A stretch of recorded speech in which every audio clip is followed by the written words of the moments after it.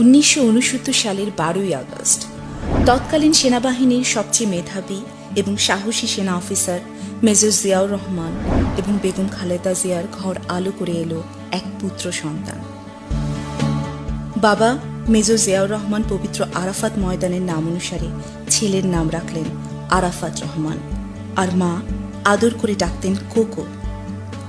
বয়স তখন 1.5, কোকোর মুখে তখন কথার ফুলঝুরি, আব্বু আম্মু ডাকে মুখরিত সারা বাড়ি। ঠিক সেই সময়ে বাবার আরেক সাহসী পদক্ষেপ, দীপ্ত ঘোষণা, স্বাধীনতার ঘোষণা। পরিবার ছেড়ে ঝাঁপিয়ে পড়েন পাক হানাদার বাহিনীর উপরে। মা বেগম খালেদা জিয়া 2 পুত্রকে সাথে নিয়ে চট্টগ্রাম থেকে ফিরে আসেন ঢাকায়। গ্রেফতার হন পাক সেনাবাহিনীর হাতে। রণাঙ্গনের সেই সাহসী যোদ্ধা সেক্টর কমান্ডার মেজর জিয়া যখন দীর্ঘ 9 মাস যুদ্ধ করে স্বাধীন বাংলাদেশের পতাকা হাতে ফিরে এলেন ঘরে, কোকোর সে কি উচ্ছ্বাস, সে কি আনন্দ।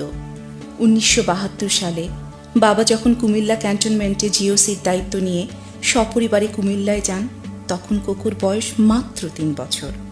লালমাটি আর সবুজ অরণ্যে ঘেরা লালমাই পাহাড়েই কোকোর প্রথম লাল সবুজের ভালোবাসা।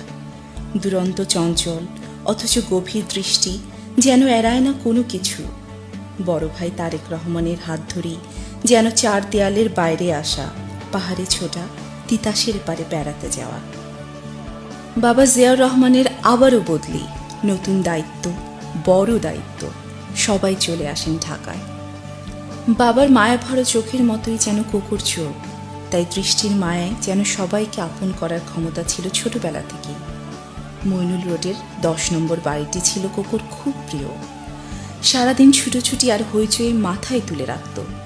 একদিন বাবার হাত ধরে এসে ভর্তি হন রেসিডেন্সিয়াল মডেল স্কুল অ্যান্ড কলেজে। অজানাকে জানা, অজানাকে চেনার ইচ্ছে ছিল কোকোর ছোটবেলা থেকেই, তাই খুব অল্প সময়ে কোকো জনপ্রিয় হয়ে পড়ে স্কুলে। বাংলাদেশে তখন রাজনৈতিক অস্থিরতা, চারিদিকে হানাহানি, এসব কিছুই বোঝে না কোকো। শুধু বুঝতে পারে বাবার অস্থিরতা, দেশের জন্য, মানুষের জন্য। বাবা যখন বাংলাদেশের প্রথম নির্বাচিত প্রেসিডেন্ট হন, তখনও এত কিছু বোঝার বয়স হয়নি কোকোর। তাই বড় হয়ে টার্জান কিংবা $6 মিলিয়ন ম্যান হবার ছিল শখ। আর যখন সবেমাত্র বুঝতে শিখেছে, নিজের কথা বলতে শিখেছে, নিজের মতো চলতে শিখেছে, ঠিক তখনই এলোমেলো করে দিল 1981 সালের 30 মে। শহীদ হন প্রেসিডেন্ট জিয়াউর রহমান। বাবার মৃত্যু যেন ধীরে ধীরে চঞ্চল দুরন্ত কোকোকে করে দিল নম্র, বিনয়ী, আবেগী এক মানুষ। আবারও অস্থির দেশ, রাজপথে মানুষ। দেশ রক্ষায় এগিয়ে এলেন মা খালেদা জিয়া, দুর্বার আন্দোলন গড়ে তুললেন স্বৈরাচারের বিরুদ্ধে। ঠিক তখনই পড়াশোনার জন্য চাচা কোকোকে নিয়ে আসেন যুক্তরাজ্যে। মেধাবী কোকো O-লেভেল শেষ করে অস্ট্রেলিয়ায় পা বাড়ান উচ্চশিক্ষার্থে। সেখানে A-লেভেল শেষ করে ভর্তি হন মেলবোর্নের বিখ্যাত বিশ্ববিদ্যালয় মোনাস ইউনিভার্সিটিতে। অ্যাকাউন্টেন্সিতে পড়ার খরচ জোগাতে পার্ট টাইমে একটা পিজার দোকানে কাজ নেয় কোকো। জীবনকে সহজ থেকে সহজ, সুন্দর থেকে সুন্দর করাই ছিল কোকোর জীবন আদর্শ। তাই সাদামাটা জীবনযাপনেই তিনি হয়ে পড়েন অভ্যস্ত। গ্র্যাজুয়েশন শেষ করে বসে থাকেননি তিনি, প্রশিক্ষণ নেন উড়োজাহাজ চালানোর। দীর্ঘ প্রশিক্ষণ শেষে একজন দক্ষ পাইলট হিসাবে ফিরে আসেন বাংলাদেশে। মা দেশনেত্রী খালেদা জিয়া তখন প্রধানমন্ত্রী। ক্ষমতা ও রাজনীতির মাঝে থেকেও কোকো ছিলেন একজন নিতান্তই সাধারণ মানুষ, সহজ মানুষ। মায়ের আদর্শ ছেলে, ভাইয়ের আদর্শ ভাই, বন্ধুর আদর্শ বন্ধু এবং সমাজের আদর্শ সেবক। তাই পেশা হিসাবেও সদালেপি প্রচার বিমুখ এই মানুষটা বেছে নিয়েছেন বিজ্ঞাপনী ব্যবসা। ব্যবসার পাশাপাশি বাকি সময়টায় ব্যস্ত থাকতেন খেলাধুলা আর সামাজিক উন্নয়নমূলক কাজে। হাঁটি হাঁটি পা করে চলা বাংলাদেশ ক্রিকেটকে নিয়ে গিয়েছিলেন অন্য উচ্চতায়।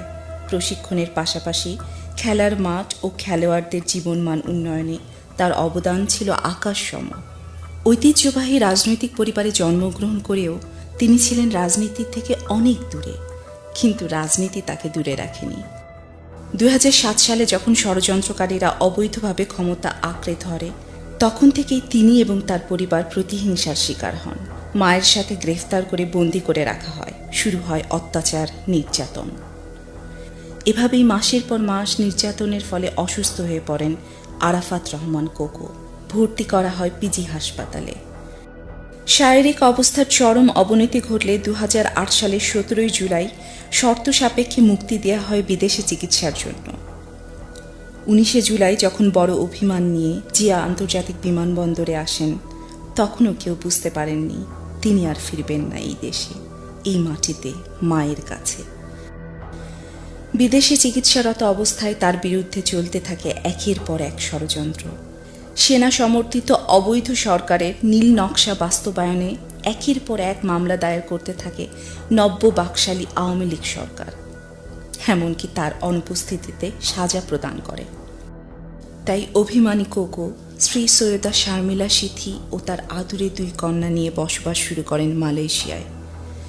সকল ষড়যন্ত্র আর নির্বাসন থেকে চিরদিনের মুক্তি নিয়ে 2015 সালের 24 জানুয়ারি হৃদরোগে আক্রান্ত হয়ে পরলোকে গমন করেন আরাফাত রহমান কোকো।